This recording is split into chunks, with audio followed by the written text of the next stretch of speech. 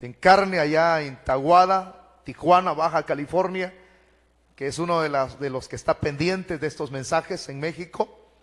Saludamos a diferentes personas que nos ven en el país. En Costa Rica también hay hermanos que nos están viendo en vivo y a todo color.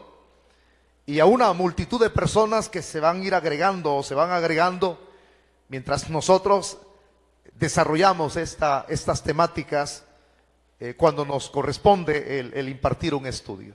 Así es que vamos a orar. Padre y eterno Dios que estás en el cielo, Señor, te damos las gracias por tus bondades, por tus misericordias derramadas hacia nuestra vida, Señor. Colocamos cada alma en tus manos, cada uno de aquellos que nos reunimos en este lugar. Prodíganos tu bendición. Danos, Señor, sabiduría. Otórganos discernimiento en todo lo que hoy vamos a desarrollar hoy a la luz de tu palabra. Otorga a cada uno de los hermanitos la facultad, Señor, a todos los que estamos aquí, de poner por obra tu palabra. Y extiende tu mano para que tu gracia, tu favor, sea diseminado sobre este lugar y sobre aquellos que estarán viendo este mensaje. Si hay personas desahuciadas, tócales, Señor, con tu mano poderosa y sánales. Si hay personas, Señor, con problemas familiares, rogamos en el nombre de Jesús que obres en esos hogares que están a punto de divorciarse, y que obre, Dios mío, también en aquellas personas que no te conocen, aquellos, Señor, que ostentan una religión pero no te conocen. Yo pido en esta hora, Señor, que reveles, Padre, a tu Hijo Jesucristo a la vida de esas personas. Manifiesta tu poder en medio nuestro y haz que todos los que hoy hemos venido salgamos en victoria, salgamos renovados a través del estudio que hoy ellos van a oír, Señor, a la luz de tu palabra. Convierte al perdido, atrae a aquel que fue cristiano pero se alejó de tus caminos, de tus principios.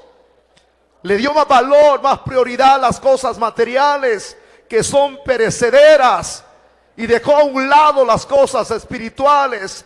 Señor, redarguye con tu espíritu para que muchos oigan tu voz hoy, Señor, a través de esta disertación a la luz de tu palabra.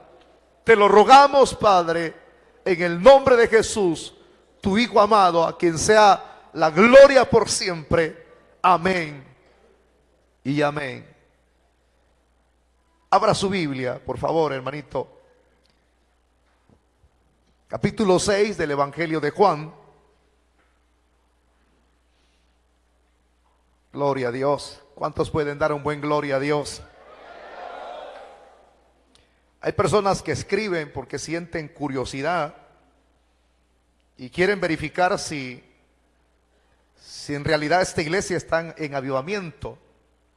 Y he visto mensajes que dicen: muestren a las personas a quienes se les está predicando, pues para que se verifique. Hoy este día, porque ya estamos por arreglar eso, van a haber varias cámaras acá en el interior de este local, y ya tenemos el switcher, es decir, para hacer los cambios, ya está todo eso, y ahí vamos a mostrar todo lo que es en sí la congregación de acá de nuestra iglesia central, porque hay personas que creen que nosotros estamos predicándole a unas 3 personas, aunque si hubiesen 3 personas es la iglesia, si hubiesen 4 es la iglesia, si hubiesen 10 es la iglesia. Y si hay una multitud como esta, no es por el hombre el cual Dios ha designado en este lugar para predicar, sino es por su misericordia y por su gracia que ustedes vienen a este sitio, porque hay alimento en este lugar. Así es que vamos a leer los textos correspondientes al estudio de hoy en esta noche. El versículo del 1 al 4, el tema que vamos a desarrollar le hemos colocado como nombre: la multitud inconstante. La multitud inconstante. Dice el verso número 1: después de esto, Jesús fue al otro lado del mar de Galilea, el Tiberias, y le seguía gran multitud porque veían las señales que hacía en los enfermos. Entonces subió Jesús a un monte y se sentó allí con sus discípulos. Y estaba cerca, dice la narración de Juan, la Pascua, la fiesta de los judíos. Por favor, tome su asiento, si es tan amable, hermanito.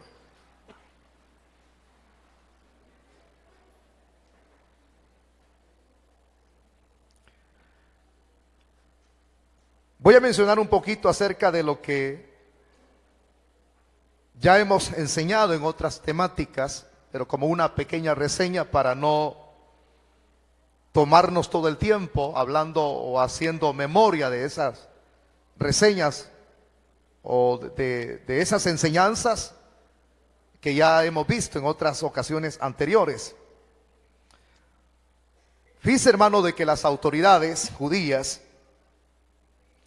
ellos mismos no podían negar los milagros que Jesús hacía, pero a pesar de que no podían negar los milagros que Jesús hacía, no podían hacerlo porque los milagros eran evidentes, eran visibles, pero había un detalle a considerar, que es el que ya hemos desarrollado.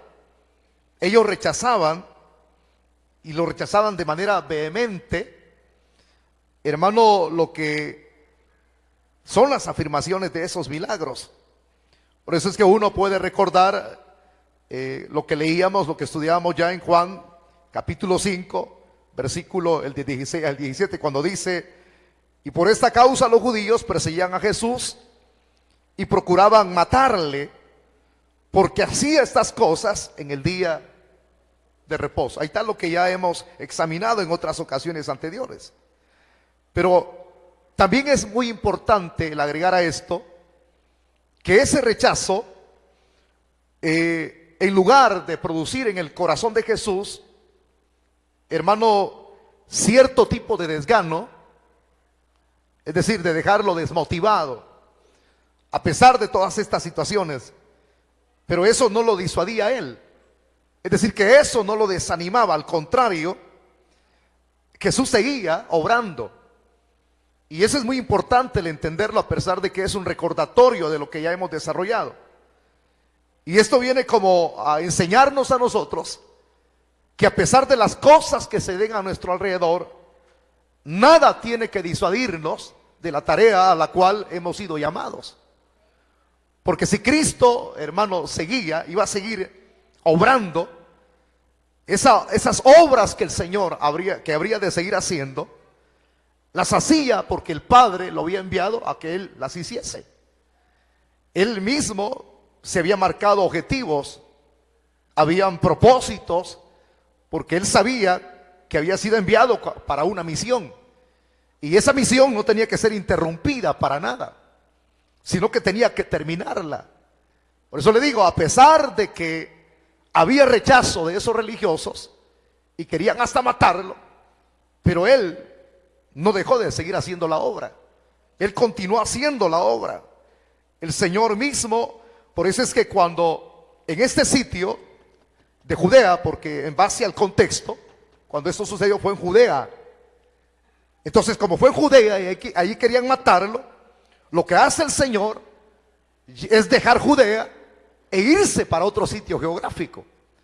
Y cuando Él se va, cuando Él hace ese cambio de sitio geográfico, Él se va precisamente para otro sitio, donde prácticamente, no le voy a decir esto, que no iba a tener conflictos, no iba a tener problemas. En todo lugar en donde Cristo anduviese, siempre habría de tener un antagonismo. Es decir, personas que habrían de contradecirle o iban a tratar de coartar, de obstaculizar su ministerio. Si alguien, por ejemplo, hermano, dice, bueno, me voy a ir para acá, aquí estoy teniendo problemas en este sitio. En el caso de nosotros, para no tener conflicto, me voy a ir para otro lugar, me voy a cambiar de lugar geográfico. Sepa que donde un hijo de Dios esté también va a tener problemas. Por eso es que aparecen frases en la Biblia. Por ejemplo, si a Cristo lo rechazaron, Él siendo el árbol verde, ¿qué no será con nosotros que somos las ramas? Si el mundo lo desconoció a él, siendo el rey, ¿qué no será con nosotros? Por eso es que de ahí sacaron una alabanza, dice, por eso el mundo ya no le conoce, ya no le conoce. Lo rechazó de una manera completa, porque no había lugar en donde no hubiese entonces antagonismo. Y ese es en el caso nuestro también. No hay lugar, no hay colonia, no hay barrio, no hay país en donde no exista un antagonismo. Y máximo cuando saben las personas que somos cristianos. Entonces el Señor lo que hace es irse de ahí e irse para Galilea. Cuando Él hace ese cambio de trasladarse para Galilea, esa parte donde el Señor se va, hermano, aquí en este sitio geográfico, habría de darse otra señal como la que se presentó cuando iniciamos ese estudio del Evangelio de Juan. Todos nos acordamos que Jesús obró un milagro, y es el primer milagro que Jesús obró, lo hizo en las bodas de Caná de Galilea. Fue el primer milagro, y ese primer milagro consistió, hermano, para, así lo voy a decir de manera literal, para no dejar en vergüenza a la pareja la cual habían contraído matrimonio y estaban en la celebración. O sea que el Señor evitó una vergüenza social a esa familia. ¿Por qué? Porque según la cultura hebrea, cuando una persona se casa allá en el Medio Oriente, esa persona tiene que estar preparada en lo económico. ¿Por qué? Porque las celebraciones en el Medio Oriente consistían en darle de comer por 7 días consecutivos a las personas, es decir, a los comensales. 7 días comida de choto.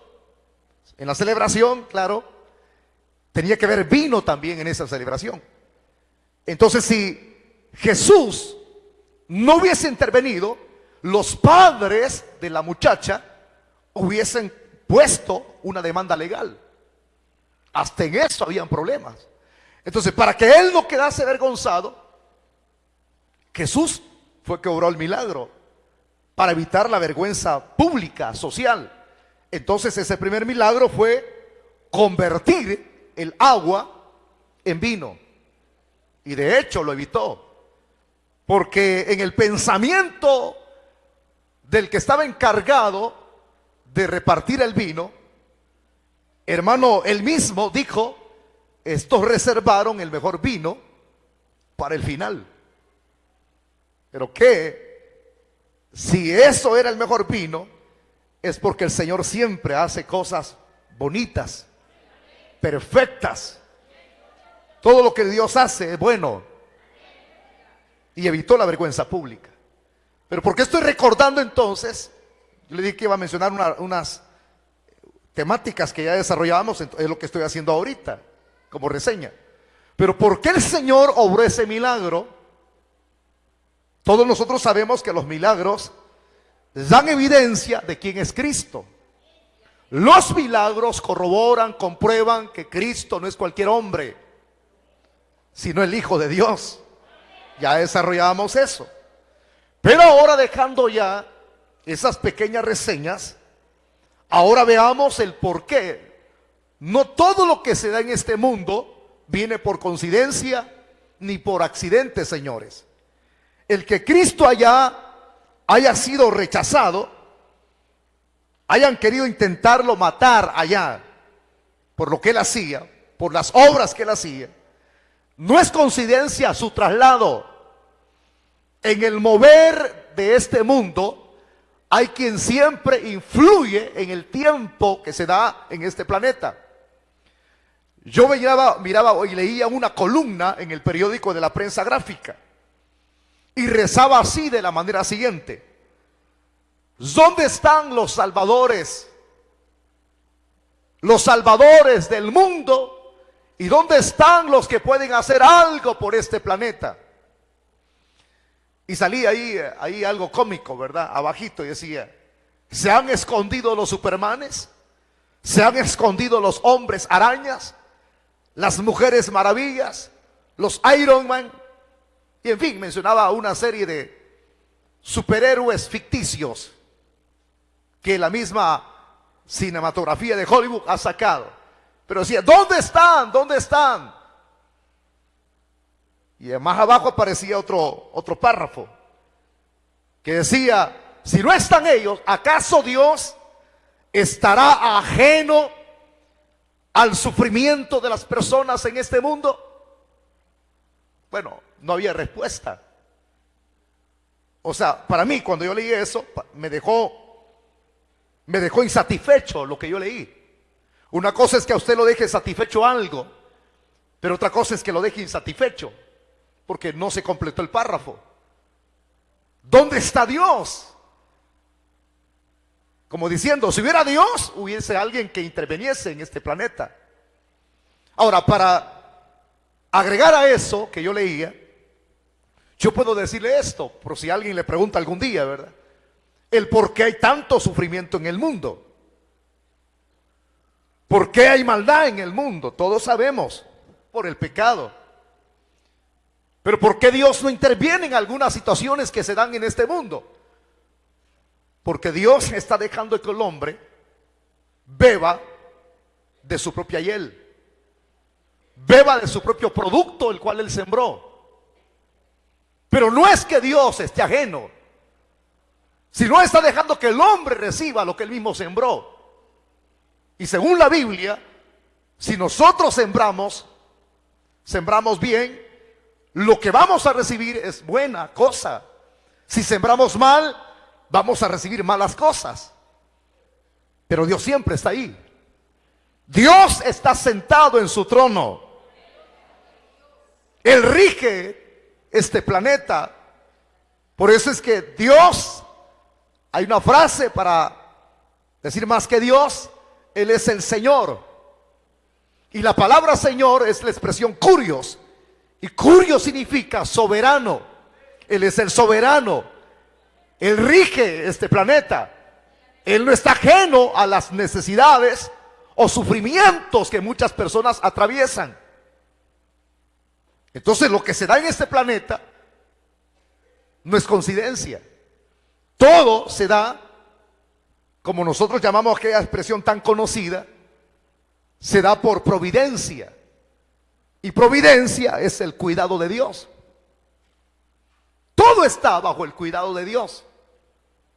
Entonces aquí, el traslado de Jesús, según lo que yo estoy mencionándole ahorita, hacia Galilea, no fue coincidencia, no fue accidente, sino que fue un propósito. Repita la frase conmigo, propósito. ¿Por qué? Porque así como Jesús estuvo allá en las bodas de Caná de Galilea, para intervenir en la vergüenza pública de los que se les terminó el vino en la celebración de la boda, de igual manera en este sitio de Galilea se daría el cuarto milagro de Jesús en ese lugar. Entonces, como allí habría de darse la cuarta señal, el cuarto milagro, porque Juan es el que lo registra. Pero vuelvo a repetir, ¿por qué se daría ese cuarto milagro? Porque Jesús hizo milagros. Porque de los milagros, para corroborar, para comprobar, para hacer de notar quién es Él. Jesús es Dios. Y eso es lo que Juan escribiría, para probar que Él era el Mesías, el Hijo de Dios. Pero ¿cuál sería ese milagro entonces que se daría allí en Galilea? La alimentación de lo que nosotros llamamos acerca de las 5,000 personas que habrían de seguirle a ese lugar. Entonces, esto que estoy narrando ahora, de ese cuarto milagro, nos prepara para el escenario del discurso siguiente que hoy vamos a desarrollar en estos versículos. Por eso es que le colocamos como nombre la multitud inconstante. Vayamos entonces, versículo por versículo, a ver qué sucedió aquí en Galilea. Lea el versículo número 1 conmigo. Dice: después de esto, Jesús fue al otro lado del mar de Galilea, el de Tiberias. Denote la primera expresión que aparece en el versículo número 1, la primera frase. Después de esto. La frase en el griego, para dar a conocer en el original esta frase, después de esto, es la palabra que se escribe metatauta. Así la frase en el griego, después de esto. Y lo que esa frase metatauta da a conocer es que no quiere decir necesariamente que los acontecimientos registrados en el versículo 6, capítulo 6, perdón, siguen inmediatamente a los del capítulo anterior. O sea, sencillamente, no da a conocer una secuencia metatauta,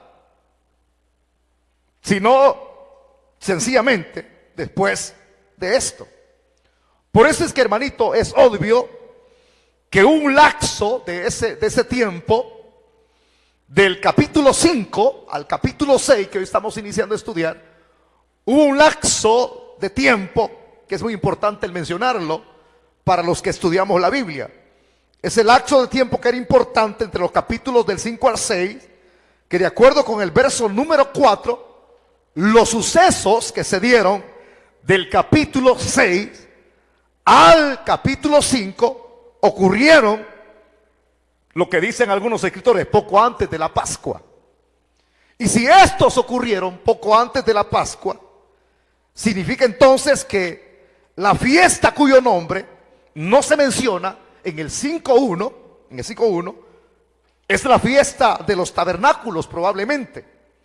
Y de allí, de esa celebración de la fiesta de los tabernáculos, hermanos, habían pasado alrededor de 6 meses, algunos dicen 6 meses, o es probable que si hubiese sido otro tipo de celebración, entonces hubiese tardado más de 1 año. O sea, diciéndolo de esta manera, el intervalo del capítulo 5 que hay al capítulo 6 probablemente sean 6 meses o probablemente sea 1 año. O sea que hay un lapso de tiempo, hay un buen margen de tiempo entre ambos capítulos. Por eso le decía, la primera frase es muy importante el entenderla, metatauta.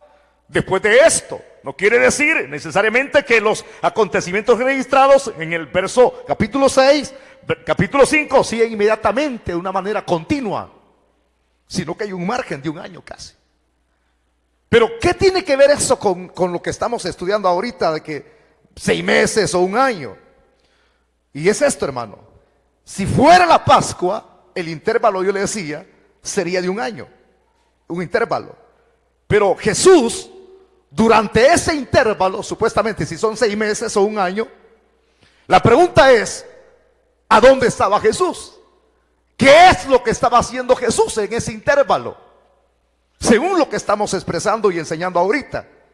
Bueno, la misma Biblia tiene la respuesta de qué era lo que Jesús estaba haciendo. Jesús no vino a perder el tiempo, señores. Aquí podemos hablar de intervalos de 6 meses, de 1 año, pero Jesús, cuando inició su ministerio y lo anduvo sobre las tierras allá de, hermano, de Jerusalén, su ministerio era itinerante.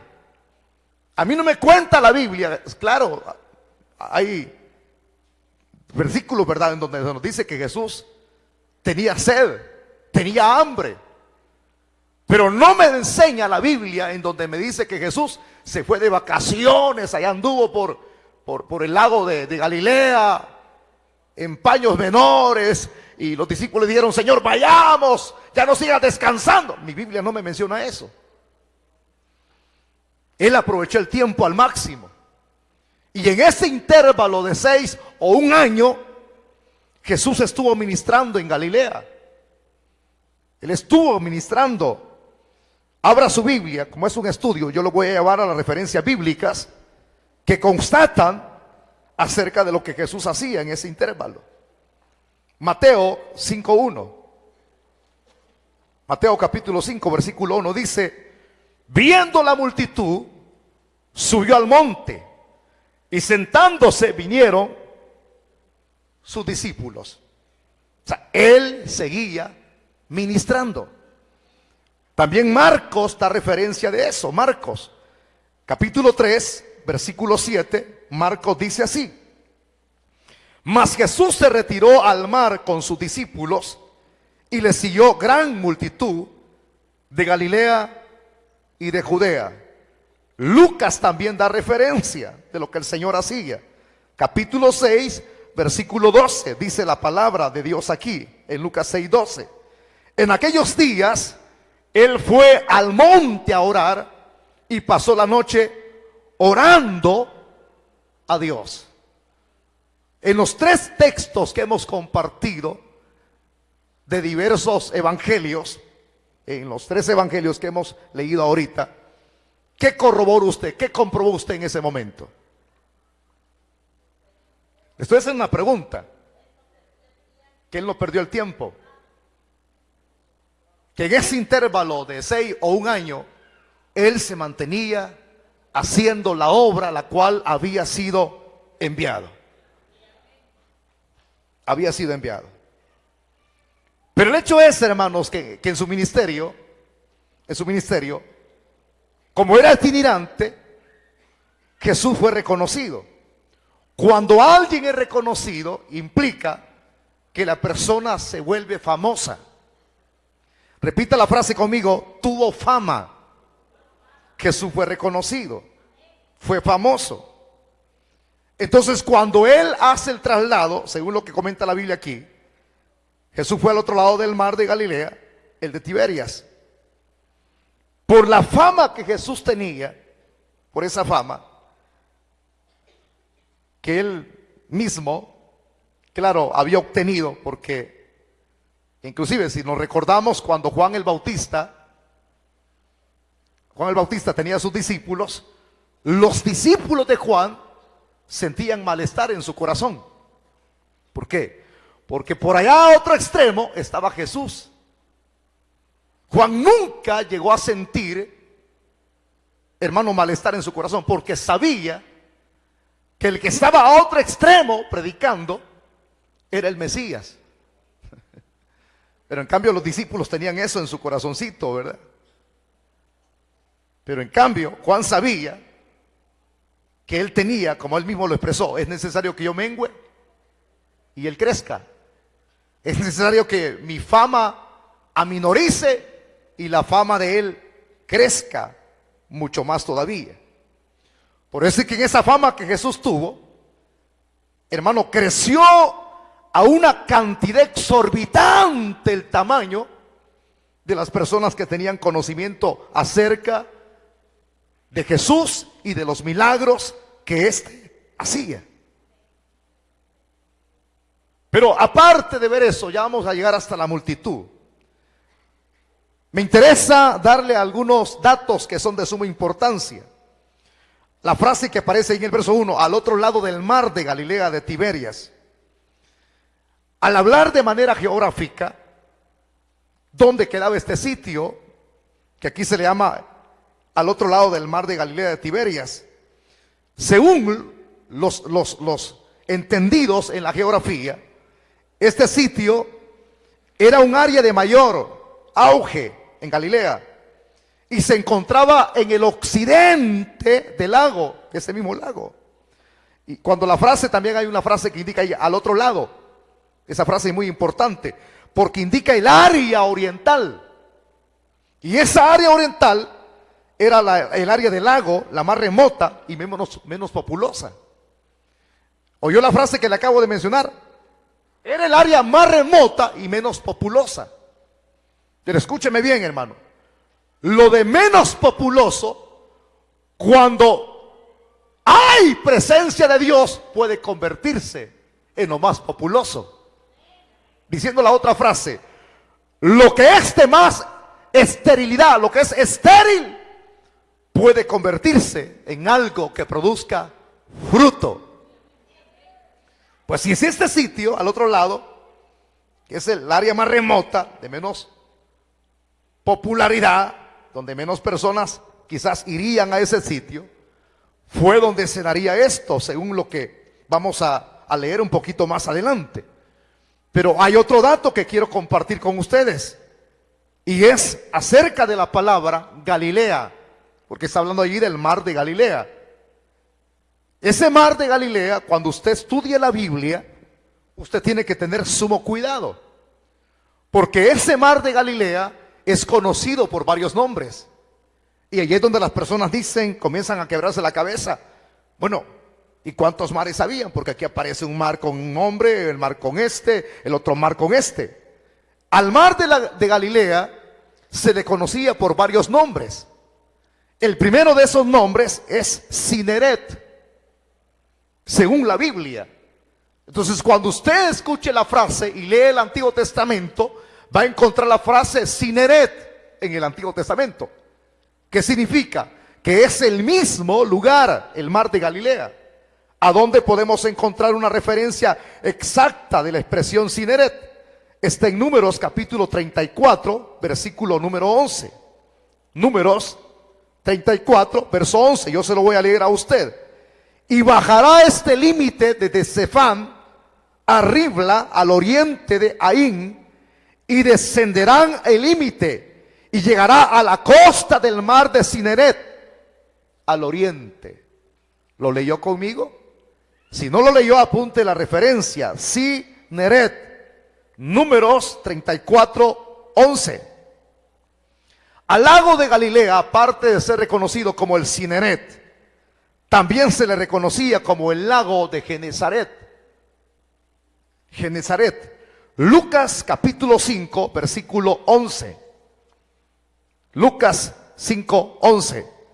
En el Nuevo Testamento, uno de los evangelios. Dice la frase así: y cuando trajeron a tierra las barcas, dejando todo, dice el texto, le siguieron. ¿Ya lo tiene? 5.1, Lucas 5.1. Aconteció que estando Jesús, no era la referencia que le daba. Ahí, me disculpa. Aconteció que estando Jesús junto al lago de Genesaret, dice, el gentío se agolpaba sobre él para oír la palabra de Dios. Ahí vuelve a mencionar el mismo lago, Galilea, Cineret, Genesaret. Cuando Juan, el escritor de este evangelio, estaba escribiendo el evangelio de Juan, porque este es el evangelio de Juan, el teólogo. Él escribió las epístolas y él escribió el libro de Apocalipsis. Pero cuando él escribió este evangelio, este mismo lugar del mar de Galilea era conocido como el mar de Tiberias, según la referencia de Juan capítulo 21, versículo 1. Se lo voy a leer también ahí. Ahí dice el mar de Tiberias, Juan 21:1. Reza así de la manera siguiente el texto: después de esto Jesús se manifestó otra vez a sus discípulos junto al mar de Tiberias. Entonces contemos con cuántos nombres era reconocido el mismo sitio. No es que hayan diversos lagos o mares, era el mismo lugar. El primero es Cineret, Genesaret, segundo, y luego el de Tiberias. Pero ¿por qué le pusieron el lago de Tiberias o el mar de Tiberias a este lugar? Porque este sitio de Tiberias, el mar de Tiberias, se llamaba así por la ciudad de Tiberias, porque había una ciudad cerquita, geográficamente hablando, que así se llamaba Tiberias. Pero esa ciudad de Tiberias, hubo alguien que le colocó el nombre, hermano. ¿En memoria de quién le fue colocado la ciudad de Tiberias? Que está ubicado al occidente del lago, ahí estaba el lago, muy cerca, fundada por Herodes Antipas, llamado así porque ese lugar de Tiberias le colocaron así el nombre porque había un emperador, y ese emperador se llamaba Tiberio. Lucas 3:1. Era el emperador que predominaba, fue uno de los tantos emperadores que hubo en Roma. En memoria de él le colocaron el nombre a este lago. Ahora que hemos dado todas estas referencias, quizás usted diga, qué tremendo leer o explicar palabra por palabra. Es para que usted se ubique, sepa qué es lo que vamos a estudiar. Fue a este sitio donde el Señor llegó. Repita la frase conmigo: aquí fue donde el Señor llegó. No por accidente, no por coincidencia, sino por propósito. Veamos el versículo 2. Cuando Él llegó a este lugar, mire lo extraordinario, lo que le mencionaba hace unos segundos atrás. Su fama había corrido sobre todos los lugares, sobre todos los rincones. ¿Por qué la fama de Jesús fue tan reconocida? Por todo lo que Él hacía, hermano. Por todo lo que Él hacía. Bueno, acuérdese usted de las frases. Cuando el mismo Juan quería cerciorarse acerca de quién era Cristo. Y llegaron, ¿verdad? Donde Cristo estaban los mensajeros de Juan, los discípulos de Juan, ¿verdad? Y viene el Señor, le sacó la credencial. Y díganle a Juan que aquí está mi credencial con el sello apostólico. No, amén. ¿Quién dijo amén, hermano? Estoy dándole una explicación que no es la coherente, lo que acabo de mencionar. Aquí nos manda Juan, ¿verdad? ¿Qué dice, verdad? Que quiere saber quién eres tú, ¿verdad? Y viene Cristo y le dice: díganle a Juan que los ciegos ven, los cojos andan. Qué tremendo, ¿verdad? Los leprosos son limpiados. Y es anunciado el evangelio, las buenas nuevas. Eso, ahí van los mensajeros. Aquí venimos de regreso. ¿Qué es lo que Él dijo? Mira, Él dice de que te dijéramos esto: los ciegos ven, los cojos andan y los leprosos son limpiados. Eso fue suficiente para Juan. Entonces, esto que estoy refiriendo, que Jesús dijo, como sacar su credencial, ¿verdad?, evidente de quién es Él, es lo que lo hizo popular. Es lo que lo hizo tener fama. Entonces, por eso es que aquí en el verso 2 dice: y le seguía gran multitud, porque veían las señales que hacía en los enfermos. Le seguía gran multitud. Pero antes de explicar este versículo, yo no quiero pasar por alto un aspecto importante. Considere esto que le voy a mencionar. Hay razones también, aparte de la primera que le mencionaba al principio, porque Jesús se fue para allí. Donde quiera hay problemas, hermanito. Pero hay otras razones por las cuales Jesús se fue por ahí. Y una de ellas es porque sus discípulos acababan de llegar de una misión. Según lo que se refiere en Marcos 6:7, ahí nos habla una de las segundas razones. Marcos, yo se lo voy a leer, usted no busque. Yo quiero que usted apunte mejor las referencias bíblicas. Marcos 6:7. Y dice así el texto 7. Solo escúchenme nada más. Después llamó a los 12 y comenzó a enviarlos de dos en dos. Y les dio autoridad sobre los espíritus inmundos y les mandó que no llevasen nada para el camino, sino solamente bordón, ni alforja, ni pan, ni dinero en el cinto, sino que calzasen sandalias y no vistiesen dos túnicas. Y les dijo: donde quiera que entréis en una casa, posad en ella hasta que salgáis de aquel lugar. Si en algún lugar no os recibiesen ni os oyeren, salid de allí y sacudid el polvo que está debajo de vuestros pies para testimonio de ellos. De cierto digo que en el día del juicio será más tolerable el castigo para los de Sodoma y Gomorra que para aquella ciudad. Y salieron y predicaban, dice, saliendo y predicaban, que los hombres se arrepintiesen, y echaban fuera muchos demonios y ungían con aceite a muchos enfermos y los sanaban. Oyó el rey Herodes la fama de Jesús. Escucha, hermano. Oyó el rey Herodes la fama de Jesús porque su nombre se había hecho notorio. Y dijo: Juan el Bautista ha resucitado de los muertos, dijo Herodes. Y por eso actúan con él estos poderes. Entonces, estoy relacionando aquí el ejemplo, una de las causantes o de las razones por las cuales Jesús también se fue para este lugar de Galilea. ¿Pero qué? ¿Cuál es la razón ahí? Ellos hacían la obra para que sus discípulos llegasen a este lugar se confortasen, descansasen, como decimos, tuviesen un relato en ese lugar, después de haber hecho todo lo que aquí se menciona en este capítulo número 6 de Marcos. Ese era el objetivo, un relato. No dejar de hacer lo que estaban haciendo, sino un relato, un pequeño descanso. Otra de las cosas por las cuales Jesús se fue por ahí también, según lo que relata Mateo 14:13, yo lo voy a leer también, porque quiero que tenga todas estas referencias exactas a través de este estudio.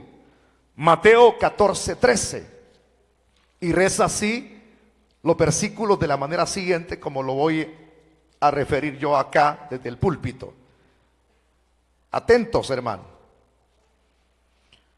Por eso les habló por parábolas. Perdón, yo estoy leyendo en otra parte. Capítulo 13 estoy leyendo y es 14:13. Reza así: oyéndolo Jesús se apartó de allí en una barca a un lugar desierto y apartado, y cuando la gente lo oyó le siguió a pie desde las ciudades. Si usted lee el contexto de este versículo, entenderá que ya le habían quitado la cabeza a Juan el Bautista y la habían colocado. ¿A dónde le habían colocado la cabeza de Juan el Bautista? En una bandeja. Jesús supo de la muerte de Juan. Entonces, esta es otra de las razones por las cuales Jesús se trasladó de manera geográfica hasta este lugar de Galilea. Ahora, completando todo esto, hermano, del relato, de los objetivos para que los discípulos descansaran, la respuesta es esta: ¿descansaron? Yo le diría, no según lo que dice la Biblia. No descansaron. ¿Por qué? Porque Marcos 6:31 menciona estas frases allí en su evangelio como respuesta. Si tenemos ese interrogante, ¿descansaron o no? ¿Se tomaron el relajo o no? No pudieron. Porque dice Marcos 6:31 de la manera siguiente: Él les dijo, venid vosotros aparte a un lugar desierto y descansad un poco. Ese no es invento mío, hermano. El Señor los llamó. Vayámonos a otro sitio, a un lugar desierto para que ustedes descansen, un relato, un poquito, porque ya han hecho una tarea ardua de ir a liberar los endemoniados, de predicar el evangelio, y necesitan un descansito. Esta es una respuesta para muchos, mire, hermano, los que estamos aquí. Hay personas que dicen, yo no tengo tiempo ni para la familia ni para nadie, solo predicando vivo. Hay un tiempo para todo, dice Eclesiastés. Si el Señor llamó a sus discípulos a descansar, pues fíjese que no les dieron descanso, hermano. Porque en lugar de ir a retirarse para descansar, no sucedió tal cosa. Porque fue cuando esta multitud llegó aquí. Una multitud, pero exorbitante de personas, según lo que narra aquí Juan en el capítulo 6, versículo 2. Le seguía una gran multitud porque veían las señales que hacía en los enfermos.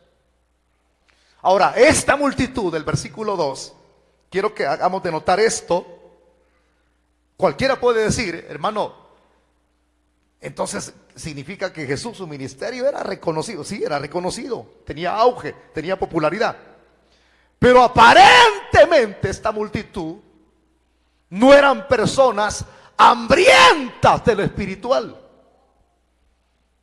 Aparentemente alguien puede decir, hermano, qué barbaridad, qué gente con una necesidad. Estos tipos no llevaban fe y ni mucho menos querían arrepentirse.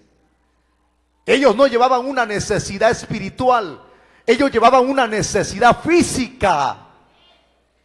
Por eso es que al analizar el texto, uno encuentra que esas personas no llevaban buenas intenciones. Y eso que se da aquí, hasta el día de hoy se da también.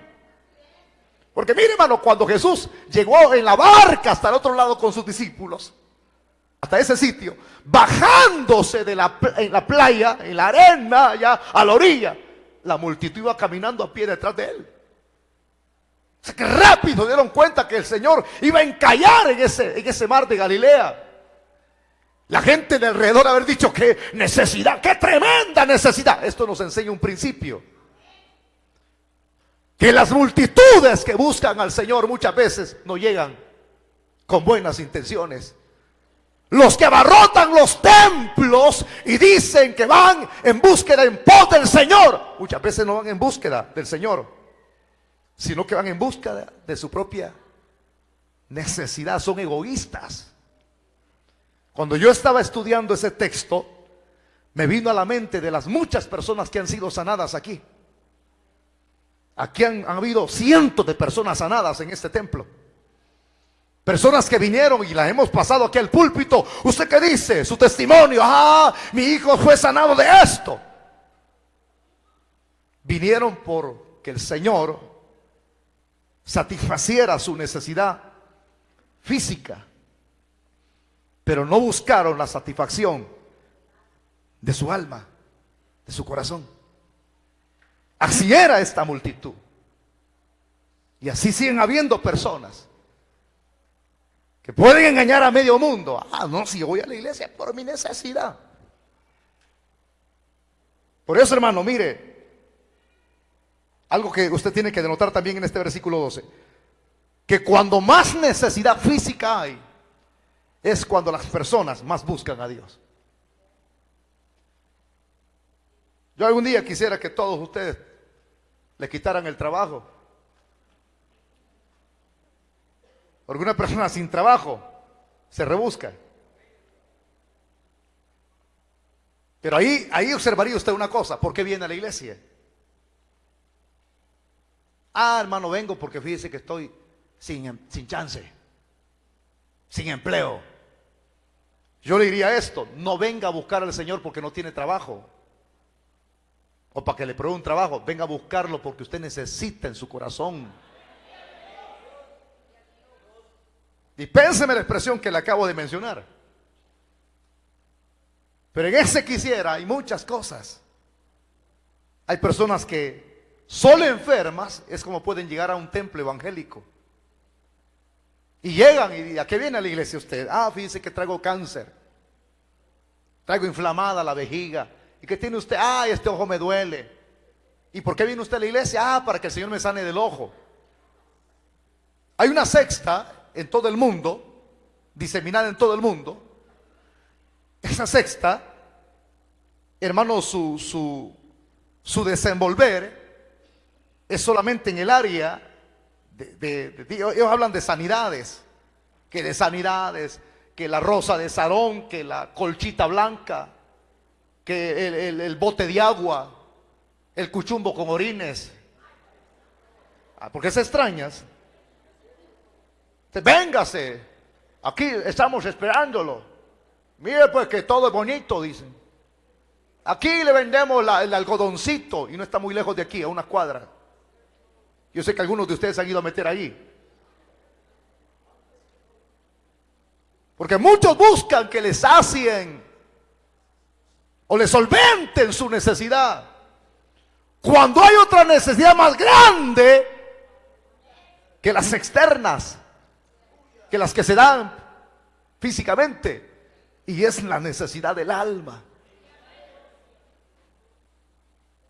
Por eso es que cuando usted lee frases del salmista David, él decía esta frase, son frases genuinas, hermano. Él decía: mi alma tiene sed de Dios vivo. Es una sed de verdad. O sea, cuando hay una sed legítima, genuina, entonces las personas abarrotan el templo y dicen: ¿usted qué viene aquí? Pues mire, a mí no hay otra cosa que me mueva aquí que mi necesidad espiritual.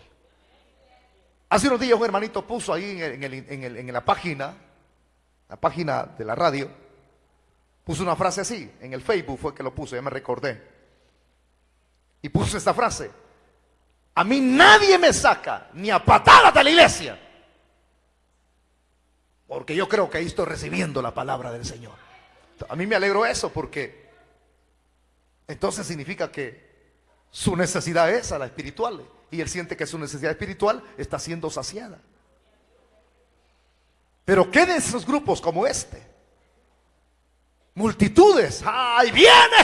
El que va a obrar, ahí viene ahorita, sigámoslo. Y una multitud de personas comenzaron a seguirle. Eran de la ciudad de alrededor, según lo que explica Mateo 14:13. La gente le seguía a pie, dice Mateo 14:13, por la playa. Ahí había mucha gente esperándolo al Señor. Venían caminando multitudes, hermano, a pie. Pero no tenían buena motivación en su corazón. Cualquiera se alegra, de los ministros de hoy en día se alegran. ¡Ja, ja! Yo tengo la iglesia más grande del mundo. Pero preguntemos a qué llega esa gente. ¿A qué llegan? Porque hoy en la competencia de crecimiento, porque hay gente que compite y sacan los datos ahí a través de de los periódicos, y cuando nos entrevistan dicen: ¡ajá! Tenemos la iglesia más grande del mundo. Hay que pasar hay que tener un buen chequeo ahí, hay que hacer un chequeo a cada persona. ¿Por qué están llegando allí?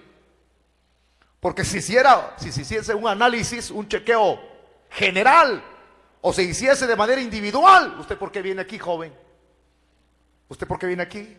¿Usted por qué viene aquí? Joven por joven: es que a mí me gusta aquella colocha. ¿Y usted por qué viene aquí? Chamaco, ¿por qué vienes aquí? Patojo, chocho, ¿por qué vienes aquí? Alguien diría: yo vengo porque mi mamá me trae. ¿Tú por qué vienes aquí, señora? Porque fíjese que es muy aburrido las misas.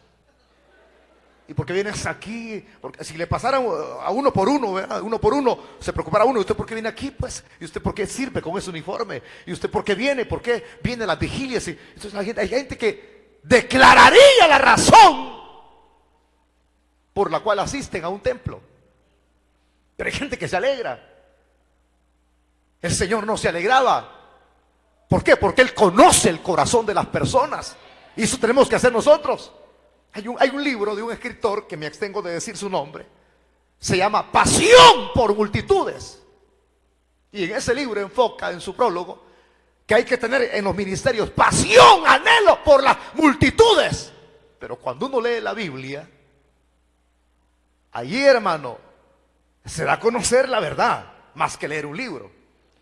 Porque más que tener pasiones por multitud, yo diría esto: hay que tener pasión por la conversión de almas que busquen al Señor con una intención genuina, con fe y arrepentimiento en su corazón.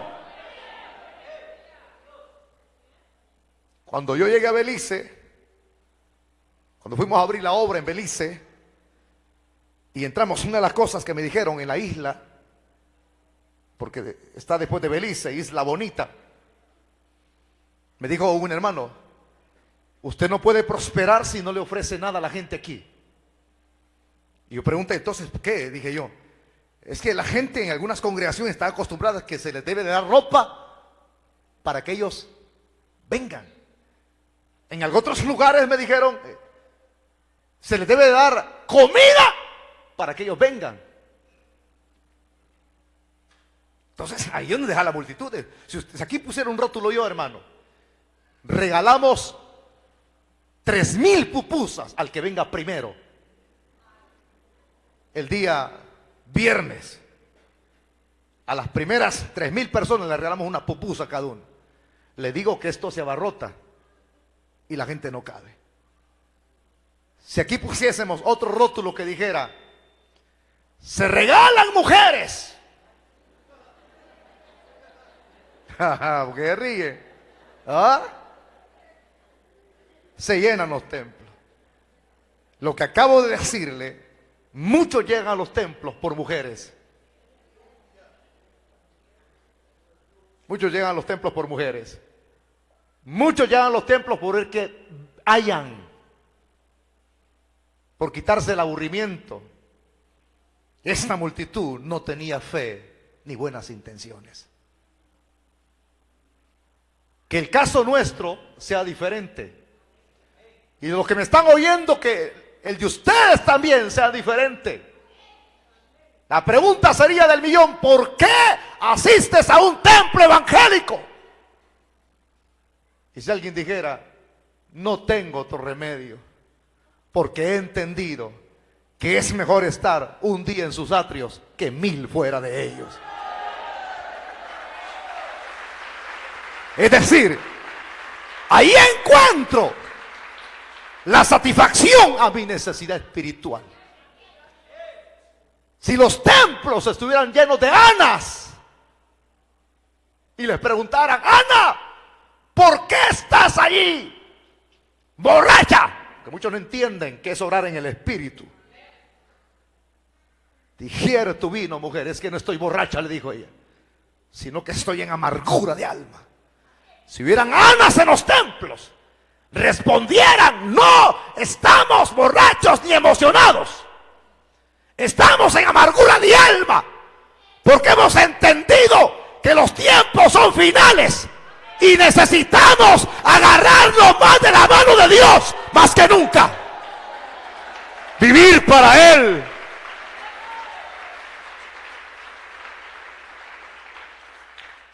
Pero son pocos. A los pastores les alegra cuando hay multitud. A mí no, hermano. He aprendido a leer esto, porque sé que toda la gente que llega no llega con buenas intenciones.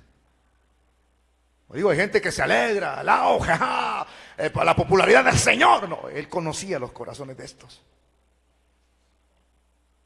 Y aquí lo dice el verso 2. ¿Por qué le seguían?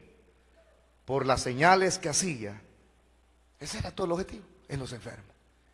Ellos querían un alivio a una necesidad de ellos mismos, pero no la espiritual.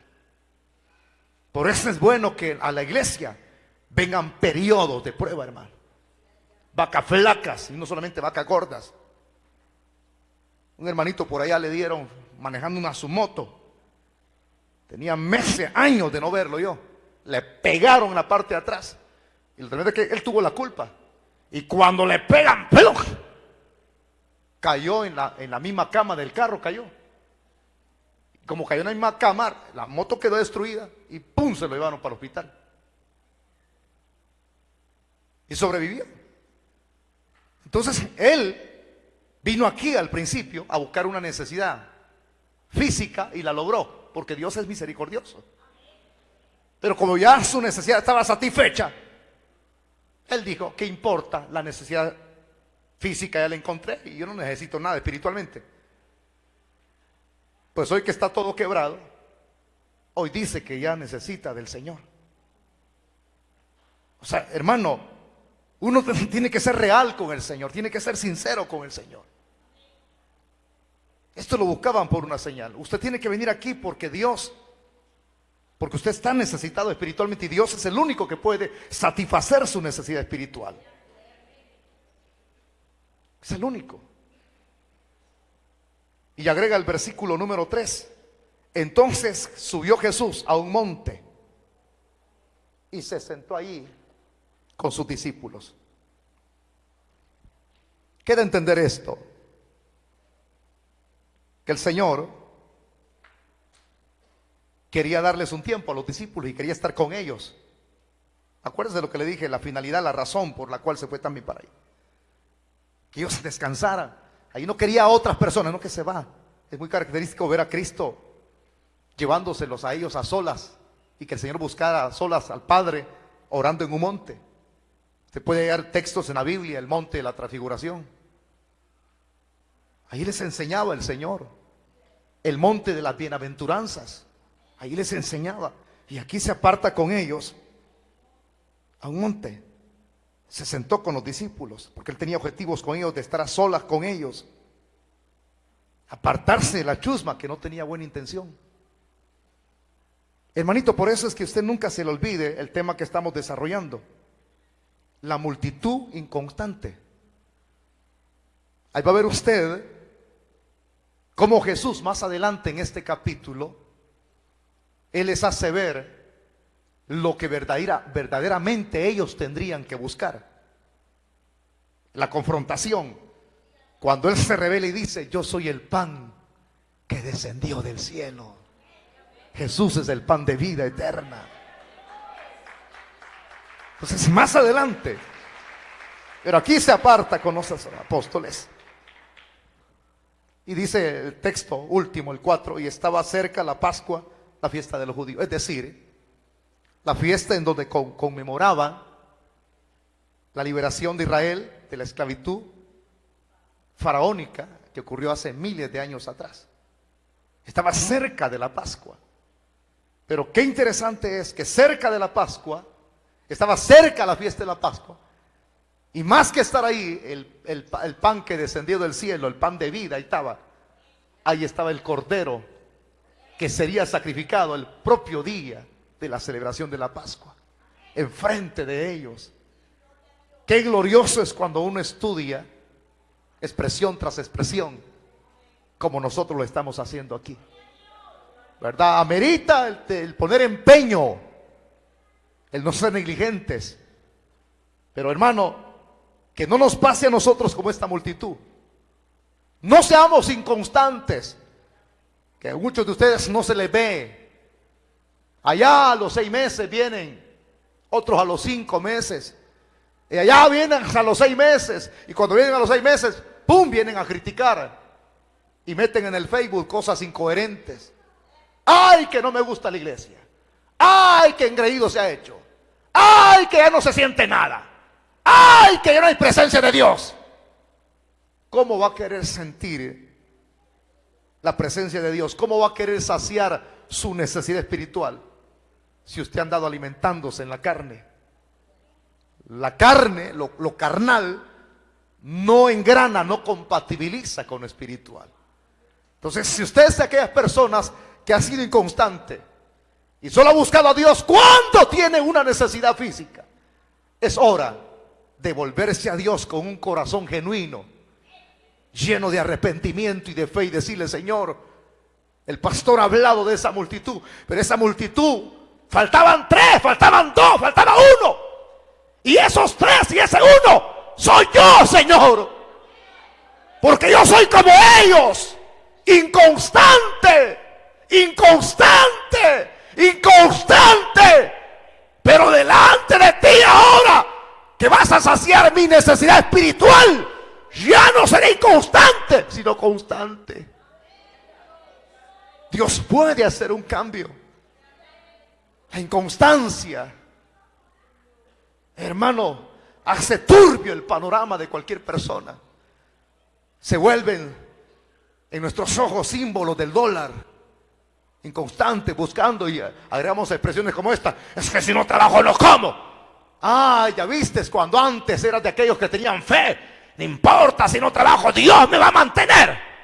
Hombres de fe, mujeres de fe. Hoy no, hoy si no atienden el negocito, ¡ay!, aguantan hambre. Es porque eres inconstante, tu fe está en el suelo. El diablo se ha aprovechado. No dejes de trabajar, no dejes de atender el negocio, no dejes, ya no vayas a la iglesia. El diablo le susurra. ¿Pero por qué le susurra? ¿Por qué oye la voz del diablo y no la de Dios? Por circunstancia, por circunstancia. ¿Por qué valoriza más el negocio? Y antes era una mujer espiritual, un hombre espiritual, y ahora duda. Cuando antes usted me decía a mí, de acuerdo a lo que dice la Biblia, no solamente del pan vivirá el hombre, sino de toda palabra que emana de la boca de Dios. Óiganme bien, con esto termino. Es hora de volverse a Dios y buscar a Dios para que Él sacie nuestra verdadera necesidad espiritual. Si usted anda por la rama, las ramas se quiebran. Pero si usted se va a la cepa, a la raíz, de ahí nadie. Eso no quiebra, la raíz es Cristo. Así es que hoy nos queda chance, tiempo de arrepentirnos y demostrar nuestra verdadera necesidad espiritual. Así como aquella mujer que llegó, hermano, porque tenía gravedad en su hija, quería que el Señor interviniera, y el Señor le dice: no, el pan no es dado a los perros, le dijo el Señor. Y viene la mujer: así tenemos que ser nosotros. Sí, Señor, yo entiendo lo que tú me estás diciendo. Qué humillación más terrible. Pero entiendo esto, Señor, le dijo, que también los perros, los perrillos, tienen necesidad de las migajas que caen de la mesa de sus amos. Yo tengo necesidad de Dios a diario. ¡Oh, todos tenemos necesidad de Dios! Pero el día en que usted no tenga necesidad de Dios y se haya llenado de las grosuras materiales, pobrecito de usted. Un hermano contento me dijo hace poco, bien hermano, amigo, todos trabajamos en la casa, amigo, de veras le digo, todos trabajamos en la casa y tenemos pisto, me dijo, pero no tienen nada, le dije yo. En tu casa no puede faltar el pollo, ni la gaseosa, ni los cereales, no pueden faltar, pero te falta lo más mejor, le dije yo, porque puedes meterle cereales, Coca-Cola, carne, pollo, sopechipilín al cuerpo y te está volviendo panzón, le dije. Pero estás desnutrido de tu alma. Ay, le dije yo, en los ojos se te denota, me das lástima, le dije yo. Una cosa, usted también me dijo, le va lástima. Ahí me dijo, mira el ingrato, man. No, le dije yo, no hay lástima, le dije yo, porque el que tiene a Dios, lo tiene todo. Vamos a orar, hermanitos. Padre, te damos las gracias. Gracias por este estudio de tu palabra, Señor. Ponemos cada vida en tus manos, a cada persona que aquí ha estado reunida en este lugar. Espíritu Santo, toca sus corazones, redargúyeles y haz mover a muchos de los que están aquí, que se han apartado y son inconstantes, de volverse a ti, Señor. Hay muchas personas que aquí vienen allá de vez en cuando antes te servían, cuando antes te amaban, cuando antes se quebrantaban, cuando antes decían, no importa lo que el diablo me quite, con solo que no me quiten a mi Cristo, yo sigo adelante. Pero lo has perdido todo. Tus ojos, tu rostro ya no es el mismo, tu caminar ya no es el mismo. Oh, cuán abatido está tu corazón por lo material, por lo material, por lo material. Que si fuese el rapto de la iglesia te quedas. Ah, no, pero yo trabajé mucho en años pasados, trabajé bastante, 15 años. No, todo lo que hiciste en el pasado no vale nada. Para Dios es importante el presente de tu vida, que es lo que estás haciendo hoy. Si hubiese alguien en esta noche que necesite rendirle por primera vez su vida a Cristo, póngase de pie. Pónganse de pie los que son amigos, los que hoy han venido con una verdadera necesidad espiritual en su corazón. Si usted viene aquí, quizás viene, se mezcla entre las multitudes, no piense que a mí me produce alegría, me da lástima a usted. Si sus intenciones son otras, al venir aquí a buscar a una mujer, a venir a pasar el rato, o porque tiene algún problema de amenaza, y cuando eso pasa usted regresa para el mundo de regreso. Evidencia la necesidad espiritual y Dios la va a saciar. Si hubiera alguna persona que necesite rendirle su vida a Cristo, póngase de pie. Ahí donde usted está, póngase de pie, por favor. Quiero orar por usted. ¿Hay alguna persona en esta noche? Está enfermo, mire qué quebrado está. Puede tenerlo todo también, pero es digno de lástima. El dinero no da la felicidad. Mire, hermanito, usted que se ha empeñado mucho, ya no se congrega. Acuérdese lo que le voy a decir ahorita. Un riñón nadie lo puede comprar, señores. Ni un pulmón. Los cambios de corazón cuestan mucho dinero. Lo que le van a poner es una máquina en repuesto, y eso no sirve. Va a ser una máquina andante, porque usted se desatendió del Señor. Usted está atendiendo mejor otras cosas, que hoy ya no se acuerda ni de orar en la casa, ni creo que ore usted, ni Dios escucha su oración, porque la oración del que está totalmente desatendido de él, el que es inconstante, Dios no la